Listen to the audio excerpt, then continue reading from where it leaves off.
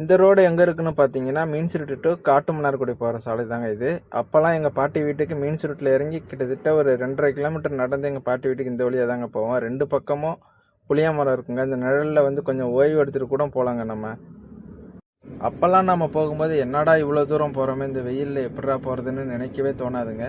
ஏன்னா பார்த்தீங்கன்னா 2 பக்கமும் புளிய மரம் இருக்குது, அது போல் 2 பக்கமும் வயலும் இருக்கும். நம்மளுக்கு உடல் வந்து சோர்வாகவே இருக்காது. அவ்வளோ ஒரு சந்தோஷமாக இருக்கும் நம்ம போகும்போது. ஆனால் இப்போ இந்த ரோடு எப்படி மாறி இருக்குன்னு பாருங்கள். மதிய நேரத்தில் நடந்தும் செல்ல முடியாது, பைக்லையும் செல்ல முடியாது. அப்படியே நம்ம போனாலும் எங்கேயாவது மரம் இருக்கான்னு பார்த்து ஓரமாக நிற்கலான்னு பார்த்தா அந்த மரத்தை வெட்டி தாங்க இந்த ரோடு போட்டிருக்காங்க. இப்படி ஒரு ரோடு போட்டது தப்பு இல்லை, ஆனால் இயற்கையை அழித்து ரோடு போட்டிருக்காம இருந்திருக்கலாம். இந்த ரோடு வந்து ஒரு கிராமத்தின் வழியாக தான் செல்லுங்க. இரவு நேரத்தில் போகிறதுக்கு 2 பக்கமும் அந்த விளக்குகள் வந்து எரியறது பார்க்குறதுக்கு அவ்வளோ அழகாக இருக்கும்.